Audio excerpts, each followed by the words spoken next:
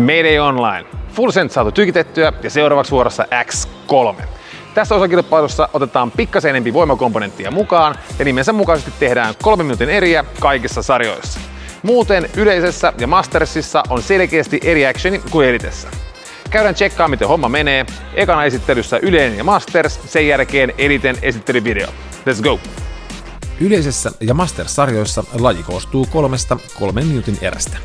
Erien välissä on minuutin tauot. 3 minuutin erät aloitetaan suorittamalla 10 toistoa shoulder to overhead liikettä oikealla kädellä, jonka jälkeen siirrytään askelkyykkykävelyyn. Askelkyykkykävelyn matka on 7,5 metriä. Askelkyykkykävelyssä käsipaino on oikealla kädellä pään yläpuolella. Askelkyykkykävelyn jälkeen toistetaan samat liikkeet vasemmalla kädellä ja palataan takaisin lähtövyön yli. Eli 10 toistoa shoulder to overhead liikettä vasemmalla kädellä ja 7,5 metriä askelkyykkykävelyä käsipaino vasemmalla kädellä pään yläpuolella.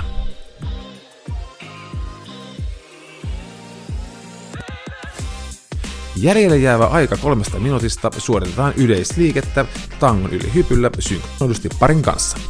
Yleisliikkeet saa aloittaa vasta, kun molemmat ovat onnistuneesti ylittäneet lähtöviivan. Käsipainoliikkeitä ei tarvitse suorittaa synkronoidusti. Lajin tulos on yleisliikkeiden yhteenlaskettu toistomäärä 3 kierrokselta. Elite-sarjassa laji koostuu 4 3 minuutin erästä. Erien välissä on minuutin tauot.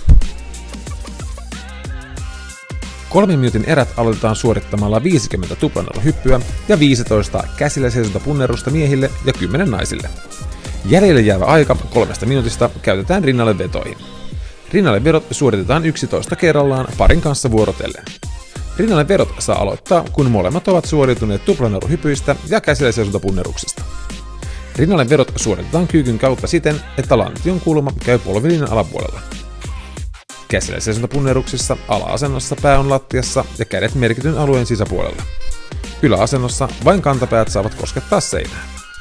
Lajin tulos on rinnalle vetojen yhteenlaskettu toistomäärä 4 kierrokselta. Tarkemmat lajikohtaiset ohjeet ja säännöt molempiin lajeihin löytyvät repistä.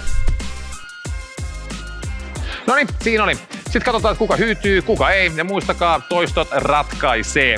Tsemppiä X3.